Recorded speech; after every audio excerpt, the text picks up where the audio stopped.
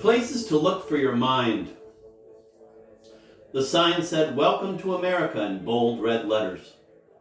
Underneath, in smaller blue, Millie had spelled out, "John Spee," comma, "John Spee." She held it up against her chest like a locket, something pressed against the heart for luck, a pledge of allegiance. She was waiting for a boy she didn't know, someone she'd never even seen a photograph of, an English acquaintance of her daughter Ariel's. Ariel was on a junior semester abroad, and the boy was the brother of one of her Warwickshire dorm mates. He was an auto mechanic in Surrey, and because he'd so badly wanted to come to the States, Ariel had told him that if he needed a place, he could stay with her parents in New Jersey. She had written ahead to inform them.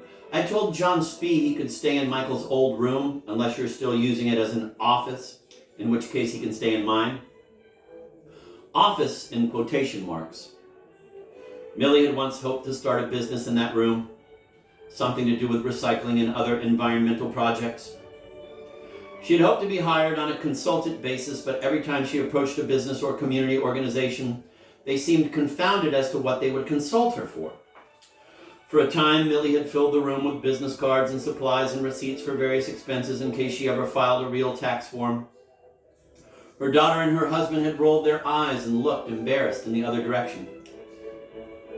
Quote, "office," end of quote. Ariel made her quotation marks as 4 quick slashes, not the careful 6s and 9s Millie had been trained long ago to write. There was something a bit spoiled about Ariel, a quiet impudence, which troubled Millie. She had written back to her daughter, "Your father and I have no real objections, and certainly it would be nice to meet your friend, but you must check with us next time before you volunteer our home." She had stressed "our home" with a kind of sternness that lingered regretlessly. You mustn't take things for granted. It was costing them good money to send Ariel abroad. Millie herself had never been to England, or anywhere when you got right down to it. Once, as a child, she had been to Florida, but she remembered so little of it, mostly just the glare of the sky and some vague and shuddering colors. People filed out from the Newark Customs Gate, released and weary, one of them a thin, red-haired boy of about 20. He lit a cigarette, scanned the crowd, and then, spying Millie, headed toward her. He wore an old frame camel hair sports jacket, sneakers of blue, man-made suede, and a baseball cap which said Yankees, and Ursat's inscription. "Are you Mrs. Keegan?" he asked, pronouncing it Kaigan. Yes, I am," Millie said, and blushed as if surprised.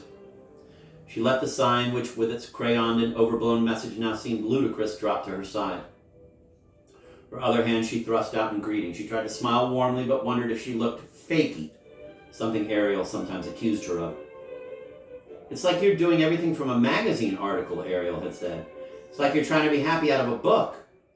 Millie owned several books about trying to be happy. John shifted his cigarette into his other hand and shook Millie's. "John Spee," he said. He pronounced it Spy. His hand was big and bony, like a chicken claw. "Well, I hope your flight was uneventful," said Millie. "Oh, not really," said John. "Sat next to a bloke with stories about the Vietnam War and watched 2 movies about it. The Dare Hunter and, I forget the other." He seemed apprehensive yet proud of himself for having arrived when he'd arrived. "Do you have any more luggage than that? Is that all you have?" "It's all I got," he chirped, holding a small duffel bag and turning around just enough to let Millie see his U.S. Army knapsack. "You don't want the sign, do you?" asked Millie. She creased it, folded it in quarters like a napkin, and shoved it into her own bag. Over the PA system, a woman's voice was repeating, "Mr. Boone, Mr. Daniel Boone, please pick up the courtesy line." "Isn't that funny?" said Millie. On the drive home to Terrace Brook, John Spy took out a pack of Johnny Parliaments and chain smoked. He told Millie about his life in Surrey, his mates at the pub there, in a suburb called Worcester Park. "Never was much of a student," he said, "so there was no chance of me going to university." He spoke of the scarcity of work and of his flash car, which he had sold to pay for the trip. He had worked 6 years as an auto mechanic, a job that he had quit to come here. I may stay in the States a long time," he said. "I'm thinking of New York City.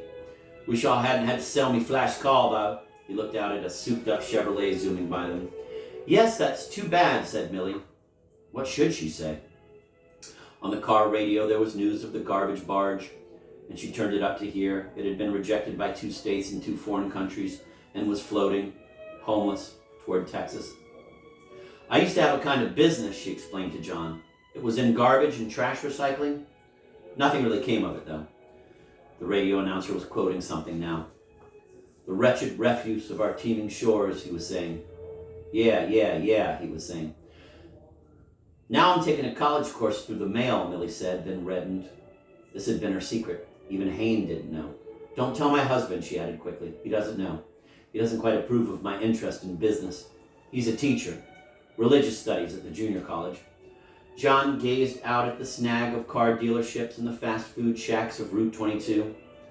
Is he a vicar or something? He inhaled his cigarette, holding the smoke in like a thought. Oh no, said Millie. She sighed a little. Hayne did go to church every Sunday. He was, she knew, a faithful man. She herself had stopped going regularly over a year ago. Now she went only once in a while, like a visit to an art museum, and it saddened Hayne, but she just couldn't help it. It's not my thing, she had said to her husband. It was a phrase she had heard Ariel use, and it seemed a good one, powerful with self-forgiveness, like Ariel herself. The traffic on this route is almost always heavy, said Millie, but everyone drives very fast so it doesn't slow you down. John glanced sideways at her. You look a little like Ariel, he said. Really? Said Millie brightly, for she had always thought her daughter too pretty to have come from Hayne and her. Ariel had the bones and eyes of someone else, the daughter of royalty or a movie star, Mitzi Gaynor's child, or the Queen's. Ironically, it had been Michael, their eldest, who had seemed so clearly theirs. Oh yes, said John. You don't think so? Usually in spring, Millie hurried guests immediately out into the backyard so that they could see her prized tulips, which really weren't hers at all but had belonged to the people who owned the house before them. The woman had purchased prized bulbs and planted them even into the edge of the next-door neighbor's yard. The yards were small for sure, but the couple had been a young managerial type, and Millie had thought perhaps aggressive gardening went with such people.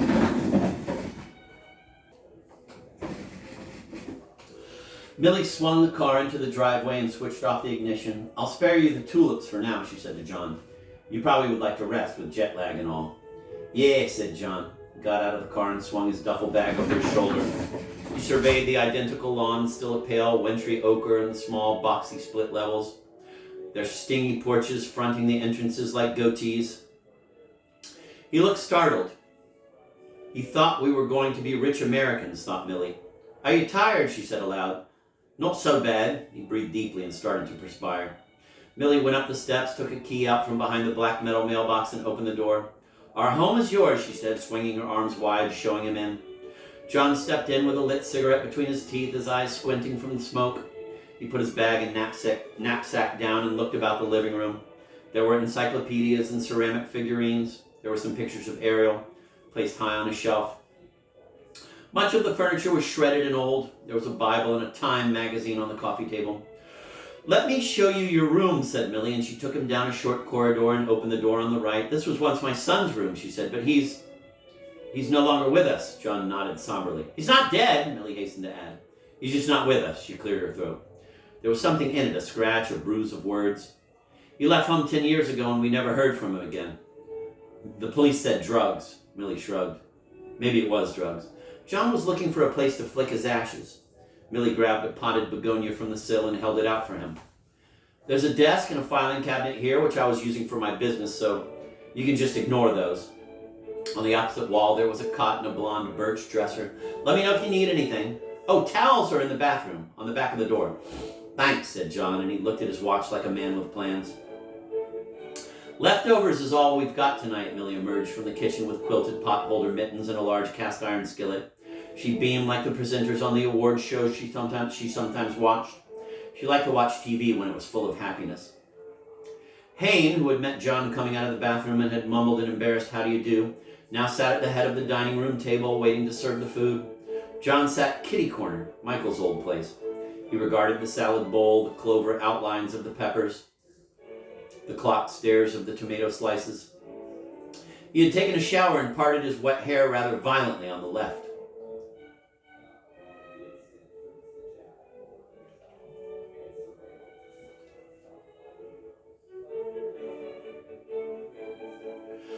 You'd think we'd be able to do a little better than this on your first night in America, said Hayne, poking with a serving spoon at the fried pallet of mashed potatoes, turnips, chopped broccoli, and 3 eggs over easy.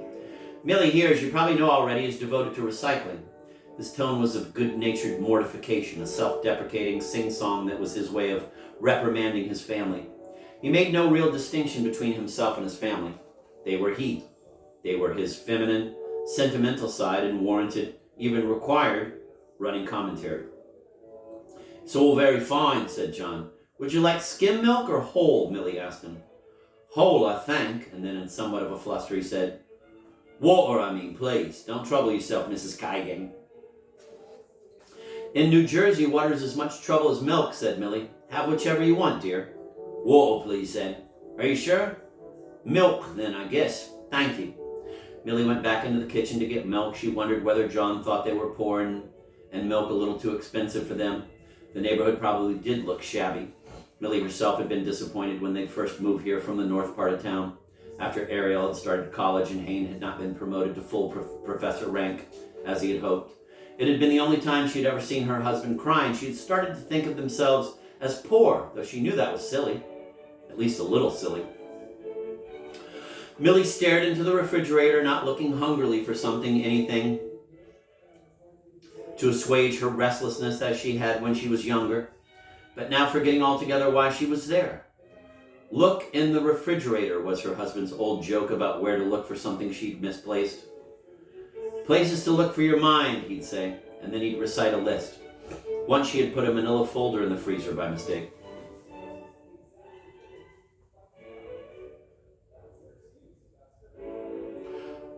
What did I want? She said aloud, and the refrigerator motor kicked on in response to the warm air. She had held the door open too long.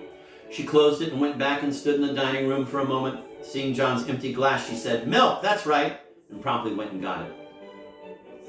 So how was the flight over? Asked Hayne, handing John a plate of food. If this is too much turnip, let me know. Just help yourself to salad. It had been years since they'd had a boy in the house, and he wondered if he knew how to talk to one, or if he ever had. Wait until they grow up, he had said to Millie of their own 2 children. Then I'll know what to say to them. Even at student conferences, he tended to ramble a bit, staring out the window, never into their eyes. By the time they've grown up, it'll be too late, Millie had said. But Hayne had thought, no, it won't. By that time, he would be president of the college or dean of a theological school somewhere, and he would be speaking from a point of achievement that would mean something to his children. He could then tell them his life story. In the meantime, his kids hadn't seemed interested in his attempts at conversation. Forget it, Dad, his son had always said to him. Just forget it. No matter what Hayne said, standing in a doorway or serving dinner. How was school, son? Michael would always tell him just to forget it, Dad. One time in the living room, Hayne had found himself unable to bear it and had grabbed Michael by the arm and struck him twice in the face. This is fine, thank you, said John, referring to his turnips. And the flight was fine. I saw movies. Now, what is it you plan to do here exactly? There was a gruffness in Hayne's voice. This happened often, though Hayne rarely intended it or even heard it, clawing there in the punctuation. John gulped at some milk and fussed with his napkin. Hayne, let's save it for after Grace, said Millie. Your turn, said Hayne, and he nodded and bowed his head. John Spee sat upright and stared. Millie began. Bless this food to our use and us to thy service, and keep us ever needful of the minds of others. Whoops. Amen. Did you hear what I said? She grinned as if pleased.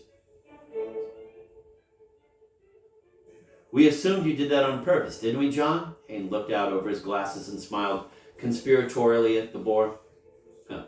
Conspiratorially at the boy. We assumed you did that on purpose, didn't we, John? Hayne looked out over his glasses and smiled conspiratorially at the boy. Yes, said John.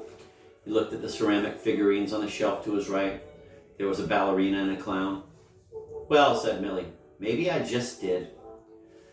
She placed her napkin in her lap and began eating. She enjoyed the leftovers, the warm, rising grease of them, their taste and ecology.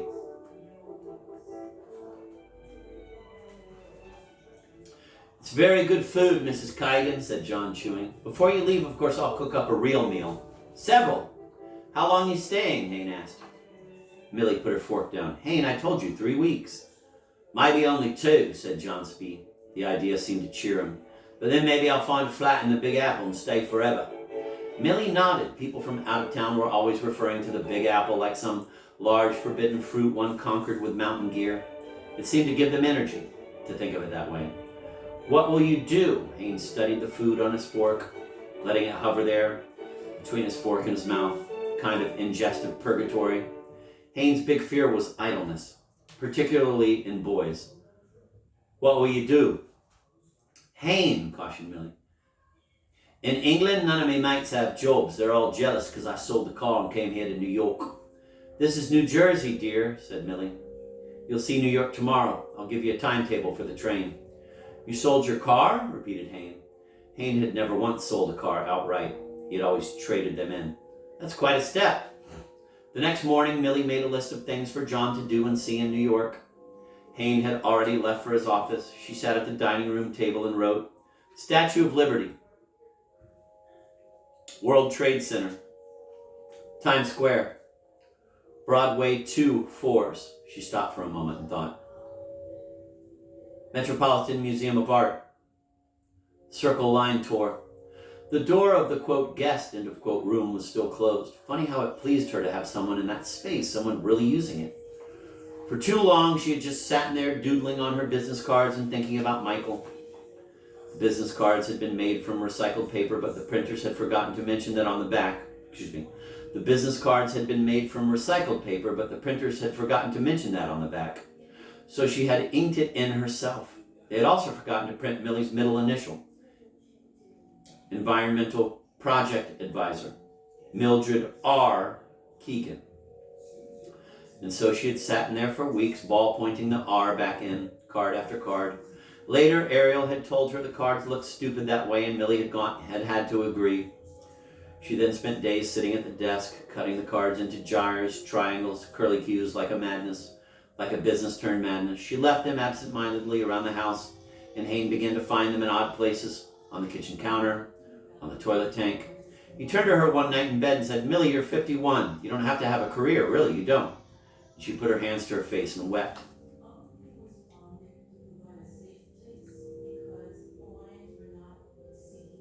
John Spee came out of his room.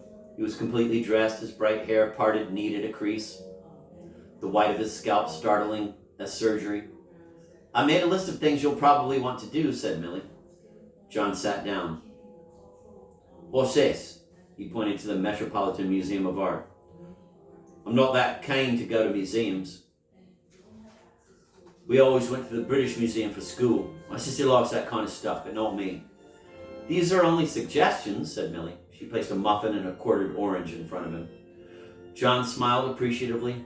He picked up a piece of orange, pressed it against his teeth, and sucked it to a damp, stringy mat. I can drive you to the station to catch the 10:02 train, if you want to leave in 15 minutes, said Millie. She slid side saddle into a chair and began eating a second muffin. Her manner was sprinkled with youthful motions, as if her body were on occasion falling into a memory or a wish.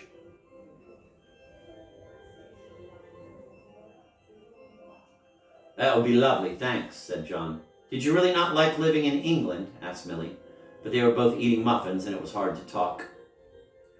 At the station, she pressed a 20 into his hand and kissed him on the cheek. He stepped back away from her and got on the train. See a play, Millie mouthed at him through the window.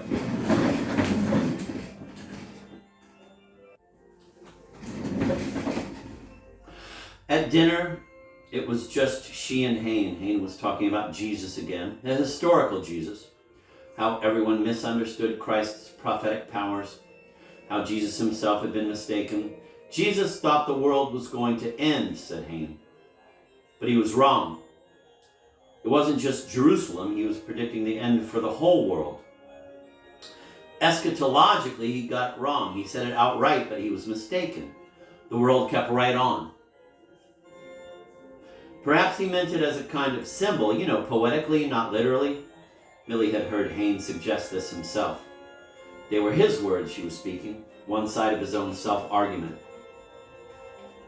No, he meant it literally, Hayne barked a little fiercely. Well, we all make mistakes, said Millie. Isn't the world funny that way?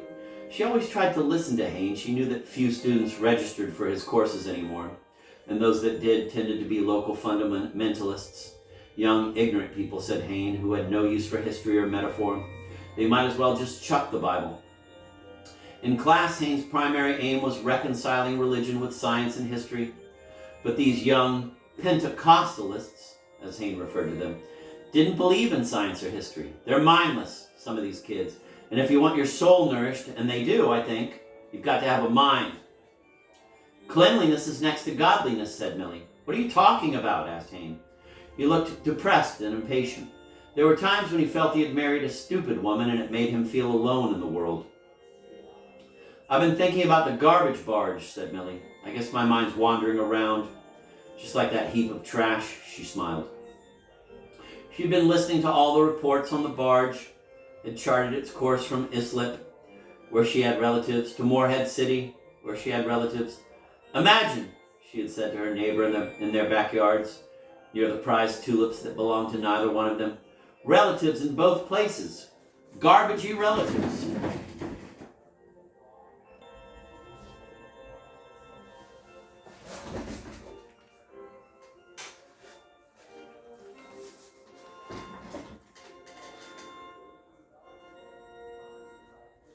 Millie wiped her mouth with her napkin.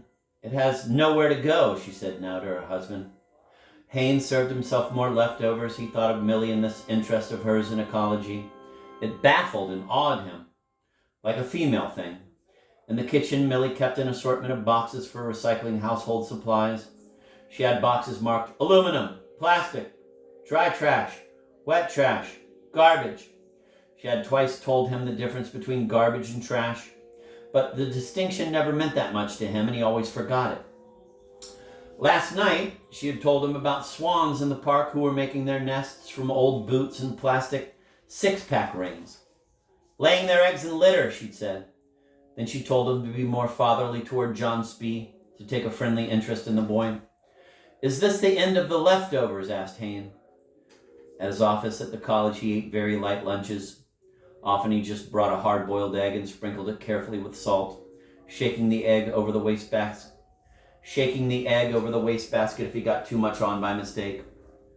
This is it, said Millie, standing. She picked up the skillet and, taking a serving spoon, scraped and swirled up the hardened, flat-bottomed remnants. Here, she said, holding it all in front of Haynes. Open up. Haynes scowled. Come on, Millie. Just one last spoonful. Tomorrow I cook fresh.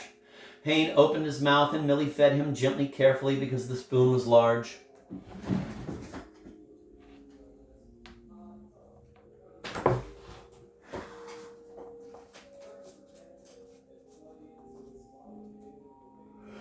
Afterward, they both sat in the living room and Haynes read aloud a passage from 2 Thessalonians. Billy stared off like a child at the figurines, the clown and the ballerina, and thought about Ariel, traveling to foreign countries and meeting people. What it must be like to be a young lady with all those opportunities. Once, last semester, before she'd left for England, Ariel had said, You know, Mom, there's a girl in my class at Rutgers with exactly your name, Mildred Keegan, spelled the same and everything. Really? Exclaimed Millie. Her face had lit up. This was interesting. But Ariel was struck with afterthought. Yeah, only... Well, actually, she flunked out last week. Then Ariel began to laugh and had to get up and leave the room. At 9 o'clock, after she had peeled the labels off an assortment of tin cans and rinsed and stacked them, Millie went to pick up John Spee at the train station. So what all did you do in the city? Asked Millie, slowing for a red light and glancing at the boy. She had left the house in too much of a rush, and now, looking quickly in the rearview mirror, she attempted to smooth the front of her hair, which had fallen onto her forehead in a loose, droopy tangle. Did you see a play? I hear there's some funny ones.